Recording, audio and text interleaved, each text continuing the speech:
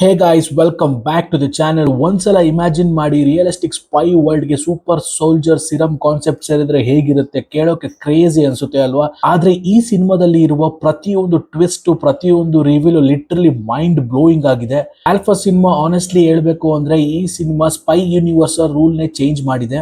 ಇನ್ನು ಈ ಸಿನಿಮಾ ನೋಡಿಲ್ಲ ಅಂದ್ರೆ ಈಗಲೇ ಈ ವಿಡಿಯೋ ಸ್ಟಾಪ್ ಮಾಡಿ ಸಿನಿಮಾ ನೋಡಿ. ಯಾಕಂದ್ರೆ ಇವತ್ತಿನ ವಿಡಿಯೋದಲ್ಲಿ full story, biggest twist, interval reveal, ending explain, time line ಹಾಗೂ ಸ್ಪೈ ಯೂನಿವರ್ಸ್ ಫ್ಯೂಚರ್ ಕನೆಕ್ಷನ್ಸ್ ಎಲ್ಲವನ್ನು ಡೀಟೇಲ್ ಆಗಿ ಎಕ್ಸ್ಪ್ಲೈನ್ ಮಾಡ್ತೀವಿ.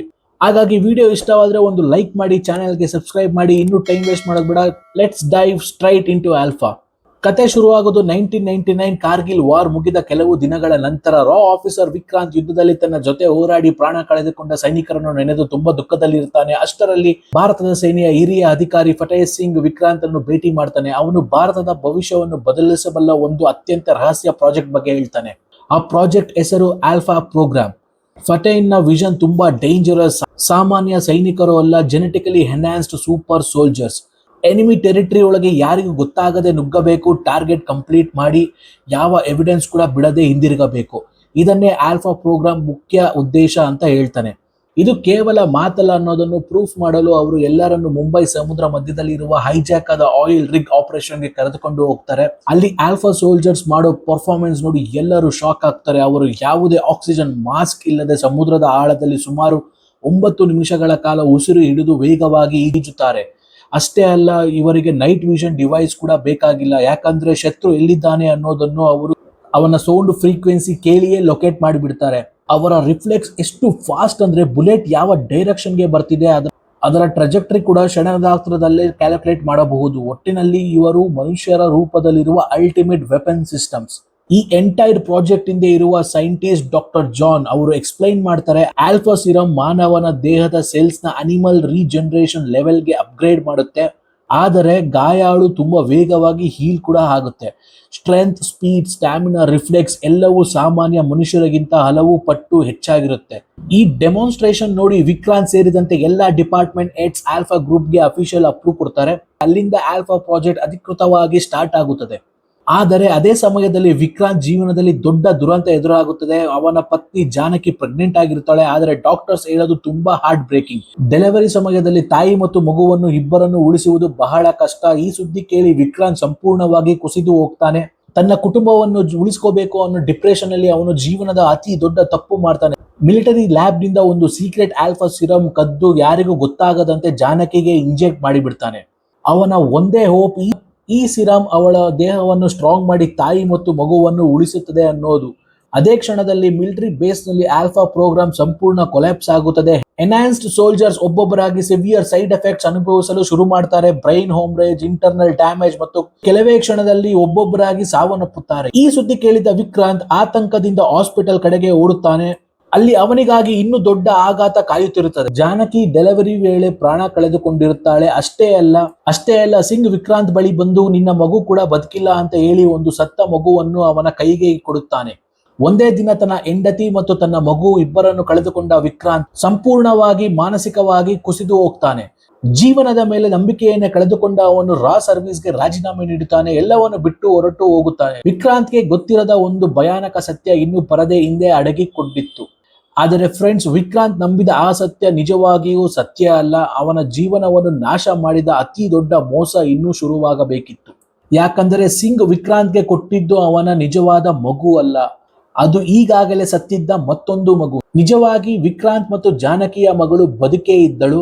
ಜಾನಕಿಯ ದೇಹಕ್ಕೆ ಇಂಜೆಕ್ಟ್ ಮಾಡಿದ ಆಲ್ಫಾ ಸಿರಮ್ನ ಪರಿಣಾಮ ಆ ಮಗು ತಾಯಿಯ ಗರ್ಭದಲ್ಲೇ ಸಿರಮ್ನನ್ನು ಯಶಸ್ವಿಯಾಗಿ ಅಕ್ಸೆಪ್ಟ್ ಮಾಡಿತ್ತು. ಆದರೆ ಇದುವರೆಗೂ ಹುಟ್ಟಿದ್ದ ಮೊದಲ ಸಕ್ಸಸ್ಫುಲ್ ಆಲ್ಫಾ ಹ್ಯೂಮನ್. ಇದನ್ನೇ ಅವಕಾಶವಾಗಿ ಮಾಡಿಕೊಂಡ ಫತೇಹ್ ಆ ಮಗುವನ್ನು ಕದ್ದೊಯ್ದು ಅವಳಿಗೆ ಹೊಸ ಹೆಸರು ಇಡುತ್ತಾನೆ, ಸೀತಾ. ಆ ಕ್ಷಣದಿಂದ ಸೀತಾಗೆ ಫ್ಯಾಮಿಲಿ ಅನ್ನೋದೇ ಇರೋದಿಲ್ಲ, ಚೈಲ್ಡ್ಹುಡ್ ಇರೋದಿಲ್ಲ, ಫ್ರೆಂಡ್ಸ್ ಇರೋದಿಲ್ಲ, ಫ್ರೀಡಮ್ ಅನ್ನೋದು ಕೂಡ ಇರೋದಿಲ್ಲ. ರಾಜಸ್ಥಾನದ ಮರುಭೂಮಿಯ ಮಧ್ಯದಲ್ಲಿರುವ ಒಂದು ಹೈಲಿ ಸೀಕ್ರೆಟ್ ಮಿಲಿಟರಿ ಫೆಸಿಲಿಟಿ ಅವಳನ್ನು ಪ್ರಿಸನರ್ ತರ ಬೆಳೆಸಲಾಗುತ್ತದೆ. ಆದರೆ ಹೊರಗೆ ಮಾತ್ರ ದೇಶಕ್ಕಾಗಿ ಸ್ಪೆಷಲ್ ಟ್ರೈನಿಂಗ್ ಅನ್ನೋ ಹೆಸರಲ್ಲಿ ಪ್ರತಿದಿನ ಬ್ರೂಟಲ್ ಟ್ರೈನಿಂಗ್, ಬೆಳಗ್ಗೆಯಿಂದ ರಾತ್ರಿ ತನಕ. Combat weapons, sniper, hand to hand fight, survival, psychological conditioning, ಪ್ರತಿ ಒಂದರಲ್ಲೂ ಸೀತಾಳನ್ನು ಮಷಿನ್ ತರ ರೂಪಿಸುತ್ತಾರೆ. ಒಂದು ಸೀನ್ ನಲ್ಲಿ ಅವಳ ಕಣ್ಣಿಗೆ ಬಟ್ಟೆ ಕಟ್ಟಿ ಟಾರ್ಗೆಟ್ ಪ್ರಾಕ್ಟೀಸ್ ಮಾಡಿಸುತ್ತಾರೆ. ಆದರೂ ಅವಳು ಕೇವಲ ಶಬ್ದ ಕೇಳಿ ಪ್ರತಿಯೊಂದು ಟಾರ್ಗೆಟ್ ನ ಪರ್ಫೆಕ್ಟ್ ಆಗಿ ಶೂಟ್ ಮಾಡ್ತಾಳೆ. ಅವಳ ಎನ್ಹಾನ್ಸ್ಡ್ ಇಯರಿಂಗ್ ಸಾಮಾನ್ಯ ಮನುಷ್ಯನಿಗಿಂತ ಹಲವು ಪಟ್ಟು ಪವರ್ಫುಲ್. ಫಟೇಗೆ ಸೀತಾ ಮನುಷ್ಯ ಅಲ್ಲ, ಒಂದು ವೆಪನ್, ಒಂದು ಆಸೆಟ್. ಅವನ ಮಿಷನ್ ಕಂಪ್ಲೀಟ್ ಮಾಡಲು ಬಳಸುವ ಅಲ್ಟಿಮೇಟ್ ಟೂಲ್. ಸುಮಾರು 20 ವರ್ಷಗಳ ನಂತರ ಕತೆ ನೇರವಾಗಿ 2026ಗೆ ಜಂಪ್ ಆಗುತ್ತದೆ. ಇದೀಗ ವಿಕ್ರಾಂತ್ ಕೌಲ್ ರಾನ ಚೀಫ್ ಆಗಿದ್ದಾನೆ. ಒಂದು ದಿನ ಅವನ ಮುಂದೆ ತುಂಬಾ ಸೆನ್ಸಿಟಿವ್ ಕೇಸ್ ಬರುತ್ತದೆ. ದೇಶದ ವಿವಿಧ ಡಿಫೆನ್ಸ್ ಡಿಪಾರ್ಟ್ಮೆಂಟ್ ನಲ್ಲಿ ಕೆಲಸ ಮಾಡಿದ 5 ಹೈ ರ್ಯಾಂಕಿಂಗ್ ಅಫಿಷಿಯಲ್ಸ್ ಒಬ್ಬೊಬ್ಬರಾಗಿ ಮರ್ಡರ್ ಆಗುತ್ತಾರೆ. ಮೊದಲಿಗೆ ಇದು ಸಾಮಾನ್ಯ ಸೀರಿಯಲ್ ಕಿಲ್ಲಿಂಗ್ ಅನಿಸುತ್ತದೆ, ಆದರೆ ವಿಕ್ಟಿಮ್ಸ್ ಲಿಸ್ಟ್ ನೋಡಿದ ವಿಕ್ರಾಂತ್ ಅಲ್ಲೇ ಫ್ರೀಸ್ ಆಗಿ ಬಿಡ್ತಾನೆ. ಯಾಕಂದ್ರೆ ಈ 5 ಜನ 20 ವರ್ಷಗಳ ಹಿಂದೆ ಆಲ್ಫಾ ಪ್ರೋಗ್ರಾಮ್ಗೆ ಅಪ್ರೂವಲ್ ಕೊಟ್ಟವರು. ಆದರೆ ಯಾರೋ ಒಬ್ಬ ಆಲ್ಫಾ ಪ್ರಾಜೆಕ್ಟ್ಗೆ ಸಂಬಂಧಪಟ್ಟ ಎಲ್ಲರನ್ನು ಟಾರ್ಗೆಟ್ ಮಾಡಿದ್ದಾರೆ. ಇದು ರ್ಯಾಂಡಮ್ ಮರ್ಡರ್ ಅಲ್ಲ, ಪ್ಲಾನ್ಡ್ ರಿವೆಂಜ್. ಈ ಎಲ್ಲ ಅಸಾಸಿನೇಷನ್ ಹಿಂದೆ ಯಾರು ಅನ್ನೋದು ರಿವೀಲ್ ಆಗುತ್ತದೆ. ಅದು ಸೀತಾ. ಈಗ ಅವಳು ವರ್ಲ್ಡ್ ಕ್ಲಾಸ್ ಅಸಾಸಿನ್. ಅವಳು ಆಲ್ಫಾ ಲ್ಯಾಬ್ ನಲ್ಲಿದ್ದ ಸ್ಟಾಫ್ ನನ್ನೇ ಎಲಿಮಿನೇಟ್ ಮಾಡಿಬಿಡ್ತಾಳೆ. ನಂತರ ಸೆಕ್ಯೂರಿಟಿ ಕ್ಯಾಮ್ರಾ ಮುಂದೆ ನಿಂತು ಫತೇಗೆ ಒಂದು ಚಿಲ್ಲಿಂಗ್ ಮೆಸೇಜ್ ಕೊಡ್ತಾಳೆ. ಇನ್ನು ಮುಂದೆ ಸೀತಾ ಲಂಕೆಯನ್ನು ಸುಡುತ್ತಾಳೆ. ಅವಳು ಫಟೇನನ್ನು ಬಾಬಾ ಅಂತ ಕರೀತಾಳೆ, ಯಾಕಂದ್ರೆ ಇಲ್ಲಿಯವರೆಗೂ ಅವನನ್ನೇ ತನ್ನ ತಂದೆ ಎಂದು ನಂಬಿದ್ದಳು. ಆದರೆ ಈಗ ಅವನ ಮೇಲೆ ರಿವೆಂಜ್ ತೆಗೆದುಕೊಳ್ಳಲು ಹೊರಟಿದ್ದಾಳೆ. ಅವಳ ಹಿಟ್ ಲಿಸ್ಟ್ ನಲ್ಲಿ ಇನ್ನೂ ಉಳಿದಿರುವುದು ಕೇವಲ 2 ಮಾತ್ರ, ಫಟೇ ಮತ್ತು Vikrant. Sita government database hack ಮಾಡುತ್ತಾಳೆ. ರಾ ಚೀಫ್ ವಿಕ್ರಾಂತ್ ಪದೇ ಪದೇ ಸೀಕ್ರೆಟ್ ಟ್ರಿಪ್ಸ್ ಮಾಡುತ್ತಿರುವ ಒಂದು ಲೊಕೇಶನ್ ಅವಳ ಗಮನ ಸೆಳೆಯುತ್ತದೆ, ಅದೇ ಸ್ಪೇನ್. ರಾ ಚೀಫ್ ಸ್ಪೇನ್ಗೆ ಯಾಕೆ ಹೋಗ್ತಿದ್ದಾನೆ, ಈ ಕ್ವಶನ್ಗೆ ಆನ್ಸರ್ ಹುಡುಕಲು ಅವಳು ವಿಕ್ರಾಂತ್ ನನ್ನೇ ಫಾಲೋ ಮಾಡ್ತಾಳೆ. ಇಲ್ಲೇ ಸಿನಿಮಾದ ಬಿಗ್ಗೆಸ್ಟ್ ರಿವೀಲ್ಸ್ ಗಳಲ್ಲಿ ಒಂದು ಡೈರೆಕ್ಟರ್ ಕೊಡ್ತಾರೆ. ಸ್ಪೇನ್ ನಲ್ಲಿ ದುರ್ಗಾ ಅನ್ನೋ ಹುಡುಗಿ ತನ್ನ ಲೈಫ್ ಎಂಜಾಯ್ ಮಾಡುತ್ತಿರ್ತಾಳೆ. ಅಥ್ಲೀಟ್ ಆಗಿರುವ ಅವಳು ರನ್ನಿಂಗ್, ಟ್ರೈನಿಂಗ್, ಕಾಂಪಿಟೇಷನ್ಸ್ ಹೀಗೆ ಹ್ಯಾಪಿ ಲೈಫ್ ನ ಲೀಡ್ ಮಾಡುತ್ತಿದ್ದಾಳೆ. ವಿಕ್ರಾಂತ್ ಅವಳನ್ನು ಭೇಟಿ ಮಾಡಿ ಒಂದು ಶಾಕಿಂಗ್ ಟ್ರೂತ್ ಹೇಳ್ತಾನೆ. ಜಾನಕಿ ಒಂದು ಮಗುವಿಗೆ ಅಲ್ಲ, ಟ್ವಿನ್ಸ್ ಗೆ ಜನ್ಮ ನೀಡಿದಳು ಅಂತ. ಹೌದು, ಸೀತಾಳಿಗೆ ಒಬ್ಬ ಟ್ವಿನ್ ಸಿಸ್ಟರ್ ಕೂಡ ಇರ್ತಾಳೆ, ಅವಳೇ ದುರ್ಗಾ. ಡೆಲಿವರಿ ಸಮಯದಲ್ಲಿ ಹಾಸ್ಪಿಟಲ್ ನ ನರ್ಸ್ ಗೆ ಒಂದು ವಿಷಯ ಅರ್ಥವಾಗುತ್ತದೆ. ಫತೆ ಈ ಮಕ್ಕಳನ್ನು ಗೌರ್ಮೆಂಟ್ ಪ್ರಾಪರ್ಟಿ ಅಂತ ತೆಗೆದುಕೊಂಡು ಹೋಗ್ತಾನೆ ಅಂತ ಅವಳು ಸೀಕ್ರೆಟ್ ಆಗಿ 2ನೇ ಮಗುವನ್ನು ಅಡಗಿಸಿ ವಿಕ್ರಾಂತ್ಗೆ ಸತ್ಯ ಹೇಳುತ್ತಾಳೆ. ವಿಕ್ರಾಂತ್ ದುರ್ಗಾಳನ್ನು ಭಾರತದಲ್ಲಿ ಇಟ್ಟರೆ ಡೇಂಜರ್ ಅಂತ ತಿಳಿದು ಅವಳನ್ನು ಸೀಕ್ರೆಟ್ ಆಗಿ ಸ್ಪೇನ್ಗೆ ಕಳಿಸುತ್ತಾನೆ. ಅಲ್ಲಿ ಅವಳ ಆಂಟಿ ಅವಳನ್ನು ಸಾಮಾನ್ಯ ಮಗುವಿನಂತೆ ಪ್ರೀತಿಯಿಂದ ಬೆಳೆಸುತ್ತಾಳೆ. ಸತ್ಯ ಹೊರ ಬೀಳುತ್ತಿದ್ದಂತೆ ಪ್ರೆಸೆಂಟ್ಗೆ ವಾಪಸ್ ಬಂದ ವಿಕ್ರಾಂತ್ ದುರ್ಗಾಳಿಗೆ ಸಂಪೂರ್ಣ ಸತ್ಯ ಹೇಳುತ್ತಾನೆ. ನಿನಗೆ ಒಬ್ಬ ಟ್ವಿನ್ ಸಿಸ್ಟರ್ ಇದ್ದಾಳೆ, ಅವಳ ಹೆಸರು ಸೀತಾ, ಆದರೆ ಅವಳನ್ನು ವೆಪನ್ ಆಗಿ ಬೆಳೆಸಲಾಗಿದೆ. ಈ ಮಾತು ಕೇಳಿದ ದುರ್ಗಾ ಸಂಪೂರ್ಣ ಶಾಕ್ ಆಗ್ತಾಳೆ. ಅವಳು ಒಂದೇ ಒಂದು ಡಿಸಿಷನ್ ತೆಗೆದುಕೊಳ್ಳುತ್ತಾಳೆ, ನಾನು ನನ್ನ ಅಕ್ಕನನ್ನು ಉಳಿಸಬೇಕು. ಇದು ಮಿಷನ್ ಮಾತ್ರ ಅಲ್ಲ, ಇದು ಫ್ಯಾಮಿಲಿ. ತನ್ನ ಅಪ್ಪನ ಜೊತೆ ಸೇರಿ ಕತ್ತಲೆಯೊಳಗೆ ಕಳೆದು ಹೋಗಿರುವ ತನ್ನ ಟ್ವಿನ್ ಸಿಸ್ಟರ್ ನನ್ನು ಮತ್ತೆ ಕುಟುಂಬದ ಬಳಿ ಕರೆತರುವ ನಿರ್ಧಾರ ಮಾಡ್ತಾಳೆ. ಈ ಕಡೆ ಸೀತಾಗೆ ಒಂದು ವಿಷಯ ಕನ್ಫರ್ಮ್ ಆಗಿರುತ್ತೆ, ವಿಕ್ರಾಂತ್ ತನ್ನಿಂದ ತಪ್ಪಿಸಿಕೊಳ್ಳಲು ಸಾಧ್ಯವೇ ಇಲ್ಲ ಅಂತ. ಅವನು ಖಂಡಿತವಾಗಿಯೂ ಶ್ರೀನಗರದಲ್ಲಿರುವ ಒಂದು ಹಳೆಯ ರಾ ಸೇಫ್ ಹೌಸ್ಗೆ ಬರುತ್ತಾನೆ ಎಂದು ಅಂದಾಜಿಸಿ ಅವಳು ಮೊದಲೇ ಅಲ್ಲಿ ತಲುಪಿರುತ್ತಾಳೆ. ಆದರೆ ಅದಕ್ಕೂ ಮುಂಚೆ ಅಲ್ಲಿಗೆ ಬರುವುದು ದುರ್ಗಾ. ಅಂಡ್ ಇಲ್ಲೇ ಒಂದು ಇಂಟ್ರೆಸ್ಟಿಂಗ್ ಡೀಟೇಲ್ ಗೊತ್ತಾಗುತ್ತೆ. ದುರ್ಗಾಳ ದೇಹದಲ್ಲೂ ಕೂಡ ತಾಯಿಯ ಮೂಲಕ ಆಲ್ಫಾ ಸಿರಮ್ ಸ್ವಲ್ಪ ಪರಿಣಾಮ ಇರುವುದರಿಂದ ಅವಳ ಸೆನ್ಸ್ ಕೂಡ ಸಾಮಾನ್ಯ ಮನುಷ್ಯರಿಗಿಂತ ಶಾರ್ಪ್ ಆಗಿರುತ್ತವೆ. ಡಾರ್ಕ್ ರೂಮ್ ನಲ್ಲಿ ಯಾರೋ ಇದ್ದಾರೆ ಅನ್ನೋದನ್ನು ಅವಳು ಕೇವಲ ಸೌಂಡ್ ಕೇಳಿಯೇ ಅರಿತುಕೊಳ್ಳುತ್ತಾಳೆ. ಶ್ಯಾಡೋ ಇಂದ ಸೀತಾ ಹೊರಬರುತ್ತಾಳೆ. ಇಬ್ಬರು ಒಬ್ಬರನ್ನೊಬ್ಬರು ನೋಡಿದ ಕ್ಷಣ ಒಂದೇ ಮುಖ, ಒಂದೇ ಕಣ್ಣು, ಒಂದೇ ರೂಪ, ಆದರೆ 2 ಸಂಪೂರ್ಣ ವಿಭಿನ್ನ ಜೀವನಗಳು. ಯಾವ ಮಾತು ಇಲ್ಲ, ಯಾವ ಇಂಟ್ರಡಕ್ಷನ್ ಕೂಡ ಇಲ್ಲ, ನೇರವಾಗಿ ಫೈಟ್ ಶುರುವಾಗುತ್ತದೆ. ಇದು ಸಿನಿಮಾದ ಬೆಸ್ಟ್ ಆಕ್ಷನ್ ಸೀಕ್ವೆನ್ಸ್ ಗಳಲ್ಲಿ ಒಂದು. ದುರ್ಗಾ ತನ್ನ ಅಥ್ಲೆಟಿಕ್ ಸ್ಕಿಲ್ಸ್ ಮತ್ತು ಸ್ಪೀಡ್ ಬಳಸಿ ಫೈಟ್ ಮಾಡುತ್ತಿದ್ದರೆ ಸೀತಾ ತನ್ನ ಬ್ಲಾಕ್ ಆಪ್ಸ್ ಟ್ರೈನಿಂಗ್ ನಿಂದ ಕೌಂಟರ್ ಅಟ್ಯಾಕ್ ಮಾಡುತ್ತಾಳೆ. ಒಬ್ಬರ ಮೂವ್ ನನ್ನೇ ಮತ್ತೊಬ್ಬರು ಮಿರರ್ ತರ ಕಾಪಿ ಮಾಡುತ್ತಿರುವುದರಿಂದ ಈ ಫೈಟ್ ನೋಡೋಕೆ ನಿಜಕ್ಕೂ ಗೂಸ್ ಬಂಪ್ಸ್ ಕೊಡುತ್ತದೆ. ಕೊನೆಗೆ ಸೀತಾಳ ಟ್ರೈನಿಂಗ್ ಎಕ್ಸ್ಪೀರಿಯನ್ಸ್ ಜಾಸ್ತಿ ಇರುವುದರಿಂದ ಅವಳು ದುರ್ಗಾಳನ್ನು ನೆಲಕ್ಕೆ ಬೀಳಿಸಿ ಕೊನೆಯ ಹೊಡೆತ ಕೊಡಲು ಸಿದ್ಧವಾಗುತ್ತಾಳೆ. ಅದೇ ಸಮಯಕ್ಕೆ ವಿಕ್ರಾಂತ್ ಗನ್ ಹಿಡಿದು ಅಲ್ಲಿಗೆ ಬರುತ್ತಾನೆ. ಆದರೆ ಸೀತಾಳ ಸ್ಪೀಡ್ ಮುಂದೆ ಗನ್ ಕೂಡ ಕೆಲಸ ಮಾಡಲ್ಲ. ಕ್ಷಣಾರ್ಥದಲ್ಲಿ ಗನ್ ಕಸಿದುಕೊಂಡು ವಿಕ್ರಾಂತ್ ಮತ್ತು ದುರ್ಗಾ ಇಬ್ಬರನ್ನು ನಾಕ್ಔಟ್ ಮಾಡಿಬಿಡ್ತಾಳೆ. ಸ್ವಲ್ಪ ಸಮಯದ ನಂತರ ಇಬ್ಬರಿಗೂ ಪ್ರಜ್ಞೆ ಬರುತ್ತದೆ. ಕಣ್ಣು ತೆರೆದಾಗ ಇಬ್ಬರನ್ನು ಚೇರಿಗೆ ಕಟ್ಟಿರುತ್ತಾರೆ. ವಿಕ್ರಾಂತ್ ಸೀತಾಳನ್ನು ನೋಡುತ್ತಾ ಕಣ್ಣೀರು ಹಾಕುತ್ತಾ, ಸೀತಾ ನಾನು ನಿನ್ನ ಎನಿಮಿ ಅಲ್ಲ, ನಾನು ನಿನ್ನ ಅಪ್ಪ, ದುರ್ಗಾ ನಿನ್ನ ಟ್ವಿನ್ ಸಿಸ್ಟರ್. ಮೊದಲಿಗೆ ಸೀತಾ ಈ ಮಾತನ್ನು ನಂಬುವುದೇ ಇಲ್ಲ. ಆದರೆ ವಿಕ್ರಾಂತ್ ಒಂದೊಂದೇ ಎವಿಡೆನ್ಸ್ ತೋರಿಸ್ತಾನೆ ಮತ್ತು ನಿಜವನ್ನು ಹೇಳುತ್ತಾನೆ. ಇದನ್ನು ಕೇಳಿದ ಸೀತಾ ಮೊದಲ ಬಾರಿಗೆ ಎಮೋಷನಲಿ ಬ್ರೇಕ್ ಡೌನ್ ಆಗುತ್ತಾಳೆ. ಅವಳು ದುರ್ಗಾಳ ಕಡೆ ನೋಡುತ್ತಾ ಹೇಳುತ್ತಾಳೆ, ನಿನಗೆ ಚೈಲ್ಡ್ಹುಡ್ ಇತ್ತು, ಬರ್ತ್ಡೇ ಸೆಲೆಬ್ರೇಷನ್ಸ್ ಇತ್ತು, ಫ್ಯಾಮಿಲಿ ಇತ್ತು, ಲವ್ ಇತ್ತು. ನನಗೆ ನನ್ನ 18th ಬರ್ತ್ಡೇಗೆ ಬಾಬಾ ನನಗೆ ಒಂದು ಸುಂದರ ಡ್ರೆಸ್ ಕೊಟ್ಟ, ಒಳ್ಳೆಯ ಡಿನ್ನರ್ ಕೂಡ ಮಾಡಿಸಿದ. ಆದರೆ ಅದೇ ರಾತ್ರಿ ನನ್ನ ಕೈಗೆ ಗನ್ ಕೊಟ್ಟು ಇದು ನಿನ್ನ ಮೊದಲ ಅಸಾಸಿನೇಷನ್ ಮಿಷನ್ ಅಂತಾನೂ ಹೇಳಿದ. ಆ ದಿನದಿಂದ ಒಬ್ಬೊಬ್ಬರನ್ನು ಕೊಲ್ಲೋದೇ ನನ್ನ ಜೀವನವಾಯಿತು. ಈ ಡೈಲಾಗ್ ಕೇಳುವಾಗ ಸೀತಾ ಮೇಲಿದ್ದ ಕೋಪ ಆಡಿಯನ್ಸ್ಗೆ ಸಿಂಪತಿ ಆಗಿ ಬದಲಾಗುತ್ತದೆ. ನಂತರ ಸೀತಾ ತನ್ನ ಜೀವನ ಬದಲಾದ ದಿನದ ಬಗ್ಗೆ ಹೇಳುತ್ತಾಳೆ. ಒಂದು ಮಿಷನ್ ನಲ್ಲಿ ಫತೇಹ್ ಡಾಕ್ಟರ್ ಜಾನ್ ನನ್ನು ಟ್ರೇಟರ್ ಅಂತ ಹೇಳಿ ಅವನನ್ನು ಸಾಯಿಸಲು ಆರ್ಡರ್ ಕೊಡುತ್ತಾನೆ. ಸೀತಾ ಗನ್ ಹಿಡಿದು ಡಾಕ್ಟರ್ ಜಾನ್ ಮುಂದೆ ನಿಂತಾಗ ಜಾನ್ ಫೈಟ್ ಮಾಡೋದಿಲ್ಲ, ಬದಲಿಗೆ ಒಂದು ಸೀಕ್ರೆಟ್ ಪ್ಲೇಸ್ ಗೆ ಕರೆದುಕೊಂಡು ಹೋಗಿ ಅಲ್ಲಿ ಸಾಲು ಸಾಲು ಹಂಡ್ರೆಡ್ಸ್ ಆಫ್ ಡೆಡ್ ಬಾಡೀಸ್, ಅವರೆಲ್ಲ ಆಲ್ಫಾ ಪ್ರೋಗ್ರಾಮ್ ನ ಫೇಲ್ಡ್ ಟೆಸ್ಟ್ ಸಬ್ಜೆಕ್ಟ್ಸ್. ಫತೇಹ ಸೀತಾಳ ಬ್ಲಡ್ ಬಳಸಿ ಆಲ್ಫಾ ವರ್ಷನ್ 2 ತಯಾರಿಸುತ್ತಿದ್ದಾನೆ ಎಂದು ಡಾಕ್ಟರ್ ಜಾನ್ ಹೇಳುತ್ತಾನೆ. ಇಲ್ಲೇ ಇನ್ನೊಂದು ಆರಿಫೈಯಿಂಗ್ ಸತ್ಯ ಹೊರ ಬೀಳುತ್ತದೆ. ವರ್ಷನ್ 2 ಕಂಪ್ಲೀಟ್ ಆಗಬೇಕಂದ್ರೆ ಸೀತಾಳ ಬ್ರೈನ್ ಸೆಲ್ಸ್ ಬೇಕಂತೆ. ಆ ಪ್ರೊಸೆಸ್ ಆದ ಮೇಲೆ ಸೀತಾ ಬದುಕುವುದು, ಇಲ್ಲ ಅಂದ್ರೆ ಬ್ರೈನ್ ಡೆಡ್ ಆಗಿ ಜೀವನ ಪೂರ್ತಿ ಹಾಸಿಗೆಯಲ್ಲೇ ಇರಬೇಕಾಗುತ್ತದೆ. ಡಾಕ್ಟರ್ ಜಾನ್ ಈ ರಿಸರ್ಚ್ ನನ್ನು ಉದ್ದೇಶ ಪೂರ್ವಕವಾಗಿ ಡಿಲೇ ಮಾಡಿದ್ದೇನೆ ಅಂತ ಹೇಳುತ್ತಾನೆ. ಯಾಕಂದ್ರೆ ನನಗೆ ನೀನು ಎಕ್ಸ್ಪೆರಿಮೆಂಟ್ ಅಲ್ಲ, ನನ್ನ ಮಗಳಂತೆ ಎಂದು ಹೇಳುವ ಡೈಲಾಗ್ ನಿಜಕ್ಕೂ ಎಮೋಷನಲ್ ಆಗಿರುತ್ತದೆ. ಇನ್ನೊಂದು ಬಿಗ್ಗೆಸ್ಟ್ ರಿವೀಲ್, ಈ ಹೊಸ ಸಿರಮ್ ನನ್ನು ವಿದೇಶಿ ಶತ್ರು ರಾಷ್ಟ್ರಗಳಿಗೆ ಮಾರಲು ಒಂದು ಸೀಕ್ರೆಟ್ ಆಪರೇಷನ್ ನಡೆಸುತ್ತಿದ್ದಾನೆ. ಆ ಮಿಷನ್ ಹೆಸರು ಮಿಷನ್ ಒಡಿಸಿ.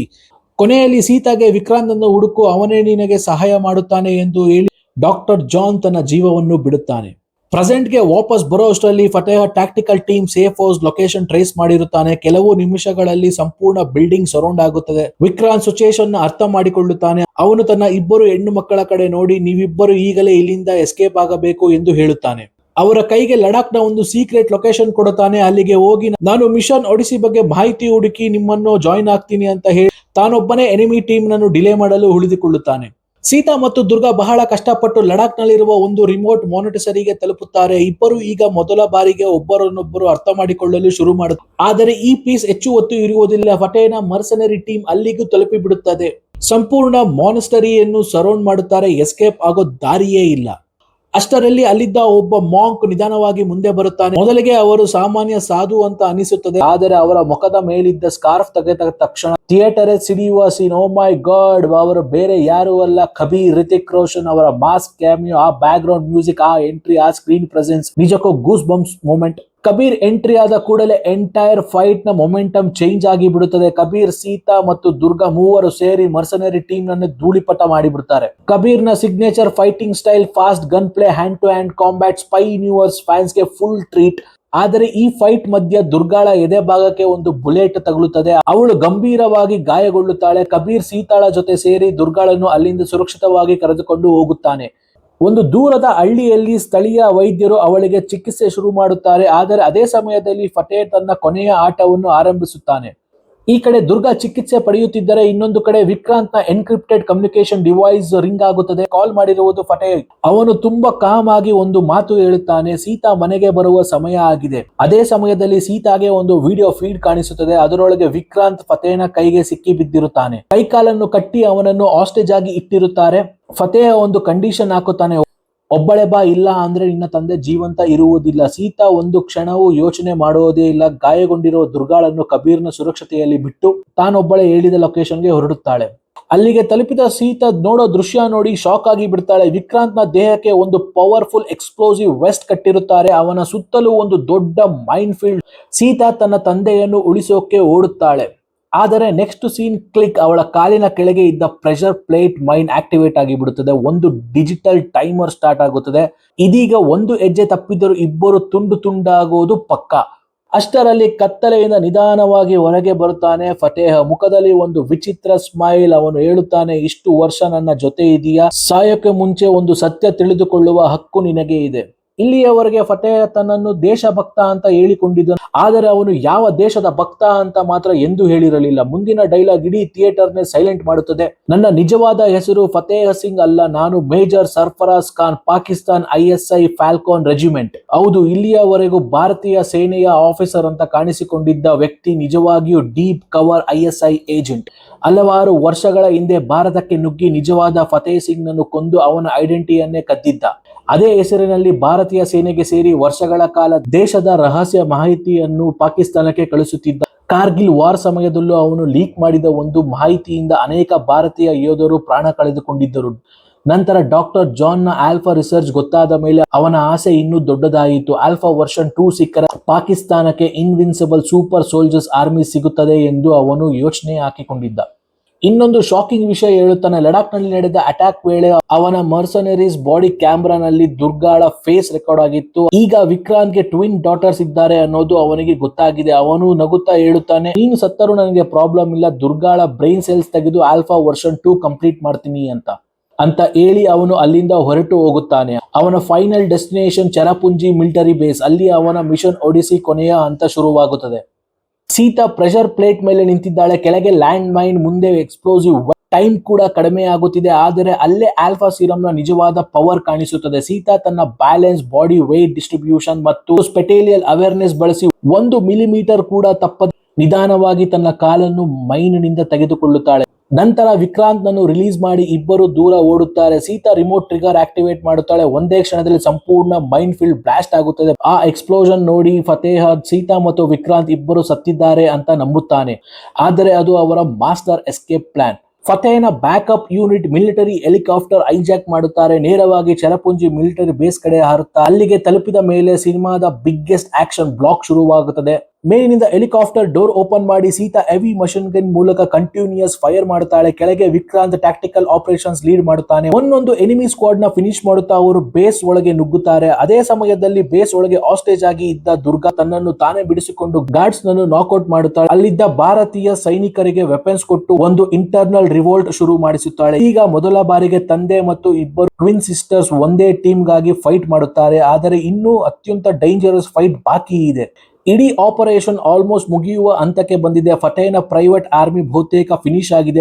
ಮಿಷನ್ ಒಡಿಸಿ ಕೂಡ ಕೊಲ್ಯಾಪ್ಸ್ ಆಗಿದೆ. ಆದರೆ ಫತೇಹ ಸೋಲ್ ಒಪ್ಪಿಕೊಳ್ಳುವ ವ್ಯಕ್ತಿಯರು ಬಿಲ್ಡಿಂಗ್ ನ ಮೇಲ್ಭಾಗಕ್ಕೆ ಹೋಗಿ ಒಂದು ಹೈ ಪವರ್ಡ್ ಸ್ನೈಪರ್ ರೈಫಲ್ ತೆಗೆದುಕೊಳ್ಳುತ್ತಾನೆ. ಅವನ ಟಾರ್ಗೆಟ್ ಸೀತಾ ಅವನತ್ತ ಓಡುತ್ತಿರುವಾಗ ಫತೇಹ ಟ್ರಿಗರ್ ಪ್ರೆಸ್ ಮಾಡಿಬಿಡುತ್ತಾನೆ. ಆ ಬುಲೆಟ್ ನೇರವಾಗಿ ಸೀತಾಳ ಕಡೆ ಬರುತ್ತಿರುತ್ತದೆ. ಅದೇ ಕ್ಷಣದಲ್ಲಿ ವಿಕ್ರಾಂತ್ ಆ ಬುಲೆಟ್ ನ ರಿಫ್ಲೆಕ್ಷನ್ ನೋಡಿ ಒಂದು ಕ್ಷಣವೂ ಯೋಚನೆ ಮಾಡದೆ ತನ್ನ ಮಗಳ ಮುಂದೆ ಜಿಗಿಯುತ್ತಾನೆ. ಧಡ್! ಆ ಹೆವಿ ಕ್ಯಾಲಿಬರ್ ಬುಲೆಟ್ ನೇರವಾಗಿ ವಿಕ್ರಾಂತ್ ನ ಎದೆಗೆ ತಗುಲುತ್ತದೆ. ತನ್ನ ಮಗಳಿಗಾಗಿ ಈ ಬಾರಿ ನಿಜವಾದ ತಂದೆಯಾಗಿ ತನ್ನ ಜೀವವನ್ನೇ ಪಣಕ್ಕಿಟ್ಟುತ್ತಾನೆ. ದುರ್ಗಾ ಓಡಿ ಬಂದು ವಿಕ್ರಾಂತ್ ಗೆ ಫಸ್ಟ್ ಏಡ್ ಕೊಡಲು ಪ್ರಯತ್ನಿಸುತ್ತಾಳೆ. ಇನ್ನೊಂದು ಕಡೆ ಸೀತಾಳ ಕಣ್ಣುಗಳಲ್ಲಿ ಕೋಪ ಮಾತ್ರ ಕಾಣಿಸುತ್ತಿರುತ್ತದೆ. ಸೀತಾ ನಿಧಾನವಾಗಿ ಫತೇಹನ ಎದುರು ನಿಂತುಕೊಳ್ಳುತ್ತಾಳೆ. ಇದು guru versus student fight, teacher versus creation. Fight ಶುರುವಾದ ಕೆಲವೇ ಸೆಕೆಂಡ್ ಗಳಲ್ಲಿ ಫತೇಹ ಸೀತಾಳನ್ನು ಬ್ರೂಟಲಿ ಓವರ್ ಪವರ್ ಮಾಡುತ್ತಾನೆ. ಪಂಚ್, ನಾಕ್, ಥ್ರೋ, ಪ್ರತಿಯೊಂದು ಅಟ್ಯಾಕ್ ನು ಕೌಂಟರ್ ಮಾಡುತ್ತಾನೆ. ಸೀತಾ ಹಲವು ಬಾರಿ ನೆಲಕ್ಕೆ ಬೀಳುತ್ತಾಳೆ, ಆದರೆ ಅವಳು ಮತ್ತೆ ಎದ್ದು ನಿಲ್ಲುತ್ತಾಳೆ. ಮುಖದಿಂದ ರಕ್ತ ಬರುತ್ತದೆ, ಆದರೂ ಅವಳು ನಗುತ್ತಾ ಒಂದು ಡೈಲಾಗ್ ಹೇಳುತ್ತಾಳೆ, ನೀನು ನಿಜವಾಗಿಯೂ ಭಾರತೀಯ ಸೈನಿಕನಾಗಿದ್ದರೆ ಬಹುಶಃ ನಾನು ಸೋಲುತ್ತಿದ್ದೆ, ಆದರೆ ಈಗ ನೀನು ಒಬ್ಬ ದೇಶದ್ರೋಹಿ ಅಂತ ಗೊತ್ತಾಗಿದೆ. ಇನ್ನು ನಿನ್ನನ್ನು ಜೀವಂತವಾಗಿ ಇಲ್ಲಿಂದ ಹೋಗಲು ನಾನು ಯಾವತ್ತೂ ಬಿಡುವುದಿಲ್ಲ ಅಂತ. ಈ ಡೈಲಾಗ್ ನ ನಂತರ ಸೀತಾ ಸಂಪೂರ್ಣ ಅಗ್ರೆಸಿವ್ ಮೋಡ್ಗೆ ಹೋಗುತ್ತಾಳೆ. ಈ ಬಾರಿ ಅವಳು ತನ್ನ ಫ್ಯಾಮಿಲಿಗಾಗಿ ಫೈಟ್ ಮಾಡುತ್ತಾಳೆ. ಒಂದೊಂದು ಪಂಚ್, ಒಂದೊಂದು ಸ್ಟ್ರೈಕ್ ಫತೇಹನ ಡಿಫೆನ್ಸಿವ್ ನ ಕಂಪ್ಲೀಟ್ಲಿ ಬ್ರೇಕ್ ಮಾಡುತ್ತದೆ. ಕೊನೆಗೆ ಅವನನ್ನು ನೆಲಕ್ಕೆ ಕೆಡವಿ ಎದ್ದೇಳಲು ಆಗದ ಸ್ಥಿತಿಗೆ ತಂದು ಬಿಡುತ್ತಾಳೆ. ಗೊತ್ತಿದ್ದರೂ ಫತೇಹ ನಗುತ್ತಾ ಅವನು ಹೇಳುತ್ತಾನೆ, ನನ್ನನ್ನು ಅರೆಸ್ಟ್ ಮಾಡು, ನಾನು ಡೀಪ್ ಕವರ್ ಏಜೆಂಟ್, ನನ್ನಿಂದ ನಿನಗೆ ಏನು ಸಾಬೀತು ಮಾಡೋಕೆ ಆಗಲ್ಲ. ಅಫಿಷಿಯಲ್ ರೆಕಾರ್ಡ್ಸ್ ನಲ್ಲಿ ಈ ಎಲ್ಲ ಕೊಲೆಗಳ ಆರೋಪ ನಿನ್ನ ಮೇಲೆ ಉಳಿಯುತ್ತದೆ. ಆದರೆ ಅವನ ಪ್ಲಾನ್ ಫೇಲ್ ಆದರೂ ಹಿಸ್ಟರಿಯಲ್ಲಿ ಟೆರರಿಸ್ಟ್ ಆಗಿ ಉಳಿಯೋದು ಸೀತಾ. ಅದೇ ಸಮಯದಲ್ಲಿ ಗಾಯಗೊಂಡ ವಿಕ್ರಾಂತ್ ನಿಧಾನವಾಗಿ ಎದ್ದು ಸೀತಾಳ ಕಡೆ ನೋಡುತ್ತಾನೆ. ಅವನ ಡೈಲಾಗ್ ಇಡೀ ಸಿನಿಮಾದ ಎಮೋಷನಲ್ ಹೈ ಪಾಯಿಂಟ್. ನಾನು ಗವರ್ನಮೆಂಟ್ ಆಫೀಸರ್, ಕಾನೂನಿನ ಪ್ರಕಾರ ನಡೆದುಕೊಳ್ಳಬೇಕು, ಆದರೆ ನೀನು ಗವರ್ನಮೆಂಟ್ ಆಫೀಸರ್ ಅಲ್ಲ. ಒಂದು ಕ್ಷಣ ಸೀತಾ ಫತೇಹನ ಕಣ್ಣಲ್ಲಿ ನೋಡುತ್ತಾಳೆ. ತನ್ನ ಬ್ಲೇಡ್ ಹೊರತೆಗೆದು ಒಂದೇ ಸ್ಟ್ರೈಕ್ ನಲ್ಲಿ ಫತೇಹನ ಕಥೆಯನ್ನು ಮುಗಿಸುತ್ತಾಳೆ ಮತ್ತು ತನ್ನ ಕೊನೆಯ ಡೈಲಾಗ್ ಹೇಳುತ್ತಾಳೆ, ದೇಶದ್ರೋಹಕ್ಕೆ ಇರುವ ಒಂದೇ ಶಿಕ್ಷೆ, ಅದು ಸಾವು. ಹೀಗೆ ವರ್ಷಗಳ ಕಾಲ ಸಾವಿರಾರು ಜನರ ಜೀವನ ಹಾಳು ಮಾಡಿದ ಮೇಜರ್ ಸರ್ಫರಾಜ್ ಖಾನ್ ಹಲ್ಲೆ ಅಂತ್ಯವಾಗುತ್ತಾನೆ. ಕೆಲವು ದಿನಗಳ ನಂತರ ಕತೆ ಶ್ರೀನಗರದಲ್ಲಿ ಮುಂದುವರಿಯುತ್ತದೆ. ವಿಕ್ರಾಂತ್ ತನ್ನ ಗಾಯಗಳಿಂದ ನಿಧಾನವಾಗಿ ಚೇತರಿಸಿಕೊಳ್ಳುತ್ತಾನೆ. ಮೊದಲ ಬಾರಿಗೆ ತನ್ನ ಇಬ್ಬರು ಹೆಣ್ಣು ಮಕ್ಕಳ ಜೊತೆ ಒಂದೇ ಜಾಗದಲ್ಲಿ ಒಂದೇ ಕುಟುಂಬವಾಗಿ ಕುಳಿತುಕೊಳ್ಳುತ್ತಾನೆ. ಅವನು ದುರ್ಗಾಳಿಗೆ ಹೇಳುತ್ತಾನೆ, ನಿನಗೆ ಬೇಕಿದ್ದರೆ ಸ್ಪೇನ್ಗೆ ಹಿಂದಿರುಗು, ನಿನ್ನ ಹಳೆಯ ಲೈಫ್ ಕಂಟಿನ್ಯೂ ಮಾಡಬಹುದು. ನಂತರ ಸೀತಾಳ ಕಡೆ ತಿರುಗಿ ತುಂಬಾ ಭಾವನಾತ್ಮಕವಾಗಿ ಹೇಳುತ್ತಾನೆ, ನಿನ್ನಿಂದ ಕಸಿದುಕೊಂಡ ಚೈಲ್ಡ್ಹುಡ್, ನಿನ್ನ ಜೀವನ, ಅದನ್ನು ನಾನು ಹಿಂದಿರುಗಿಸಲು ಸಾಧ್ಯವಿಲ್ಲ, ಆದರೆ ನಿನಗೆ ಹೊಸ ಐಡೆಂಟಿಟಿ, ಹೊಸ ಜೀವನ, ಹೊಸ ಆರಂಭ ಕೊಡಬಹುದು. ಸೀತಾ ಮೊದಲ ಬಾರಿಗೆ ನಿಜವಾದ ಕುಟುಂಬದ ಪ್ರೀತಿಯನ್ನು ಅನುಭವಿಸುತ್ತಾಳೆ. ಆದರೆ ಇಲ್ಲೇ ಸಿನಿಮಾ ಮತ್ತೊಂದು ದೊಡ್ಡ ಸರ್ಪ್ರೈಸ್ ಕೊಡುತ್ತದೆ. ಈ ಬಾರಿ ವಿಕ್ರಾಂತ್ ತಂದೆಯಾಗಿ ಅಲ್ಲ, ರಾ ಚೀಫ್ ಆಗಿ ಮಾತನಾಡುತ್ತಾನೆ. ಅವನು ಹೇಳುತ್ತಾನೆ, ದೇಶಕ್ಕೆ ಯಾವಾಗ ದೊಡ್ಡ ಅಪಾಯ ಬಂದರೂ ಪಠಾಣ್, ಟೈಗರ್, ಕಬೀರ್ ಇವರು ಫಸ್ಟ್ ನಿಲ್ಲುತ್ತಾರೆ. ಈಗ ಈ ಎಲೈಟ್ ಟೀಮ್ಗೆ ನೀವಿಬ್ಬರು ಸೇರಲು ರೆಡಿನಾ ಅಂತ. ಸೀತಾ ಮತ್ತು ದುರ್ಗಾ ಒಬ್ಬರನ್ನೊಬ್ಬರು ನೋಡುತ್ತಾರೆ. ಮುಖದಲ್ಲಿ ಒಂದು ನಗು. ನಂತರ ಇಬ್ಬರು ಒಂದೇ ಸಮಯದಲ್ಲಿ ಎಸ್ ಸರ್ ಅಂತ ಹೇಳುತ್ತಾರೆ. ಅಲ್ಲಿಂದ YRF ಸ್ಪೈ ಯೂನಿವರ್ಸ್ ಗೆ ಹೊಸ ಪವರ್ಫುಲ್ ಡಿಯೋ ಅಫಿಷಿಯಲ್ ಆಗಿ ಎಂಟ್ರಿ ಕೊಡುತ್ತಾರೆ. ಹಾಗಾದರೆ ಫ್ರೆಂಡ್ಸ್, ಆಲ್ಫಾ ಸಿನಿಮಾ ಒಂದು ಪವರ್ಫುಲ್ ಮೆಸೇಜ್ ಕೊಡುತ್ತದೆ. ದೇಶಭಕ್ತಿ ಅನ್ನೋ ಹೆಸರಿನಲ್ಲಿ ಸ್ವಂತ ಸೈನಿಕರನ್ನಾಗಲಿ ಮಕ್ಕಳನ್ನಾಗಲಿ ಸೈನ್ಸ್ ಎಕ್ಸ್ಪೆರಿಮೆಂಟ್ ಗಾಗಿ ಬಳಸುವುದು ನಿಜವಾದ ದೇಶಭಕ್ತಿಯಲ್ಲ. ಅವನು ಒಬ್ಬ ದೇಶದ್ರೋಹಿ ಇನ್ನೊಂದು ಕಡೆ ಎಷ್ಟೇ ವರ್ಷ ಒಬ್ಬರನ್ನು ಎಮೋಷನ್ ಲೆಸ್ ವೆಪನ್ ಆಗಿ ರೂಪಿಸಿದರೂ ಒಂದು ದಿನ ಅವರ ಒಳಗಿರುವ ಮಾನವೀಯತೆಯನ್ನು ಮತ್ತೆ ಜೀವಂತ ಮಾಡುತ್ತದೆ. ಓವರ್ ಆಲ್ ಆಲ್ಫಾ ಒಂದು ಕಂಪ್ಲೀಟ್ ಆಕ್ಷನ್ ಥ್ರಿಲ್ಲರ್ ಮಾತ್ರ ಅಲ್ಲ, emotion, family, patriotism, spy universe connections ಮತ್ತು ಗೂಸ್ ಬಂಪ್ಸ್ ಕ್ಯಾಮಿಯೋಸ್ ಸೇರಿ ಕಂಪ್ಲೀಟ್ ಎಂಟರ್ಟೈನರ್ ಆಗಿದ್ರೆ. ಫ್ರೆಂಡ್ಸ್, ನಿಮಗೆ ಸಿನಿಮಾದಲ್ಲಿ ಯಾವ ಟ್ವಿಸ್ಟ್ ಹೆಚ್ಚು ಇಷ್ಟ ಆಯಿತು? ನಿಮ್ಮ ಅಭಿಪ್ರಾಯವನ್ನು ಕಮೆಂಟ್ ಬಾಕ್ಸ್ ನಲ್ಲಿ ತಿಳಿಸಿ. ವಿಡಿಯೋ ಇಷ್ಟ ಆದ್ರೆ ಒಂದು ಲೈಕ್ ಮಾಡಿ, ನಿಮ್ಮ ಫ್ರೆಂಡ್ಸ್ ಜೊತೆಗೆ ಶೇರ್ ಮಾಡಿ, ಚಾನೆಲ್ ನ ಸಬ್ಸ್ಕ್ರೈಬ್ ಮಾಡಿ ಮತ್ತೆ ಬೆಲ್ ಐಕಾನ್ ನ ಪ್ರೆಸ್ ಮಾಡೋದು ಮರಿಬೇಡಿ. ಮತ್ತೆ ಮುಂದಿನ ವಿಡಿಯೋ ಒಂದಿಗೆ ಸಿಗ್ತೀನಿ. ಅಲ್ಲಿ ತನಕ take care, see you, tata, bye.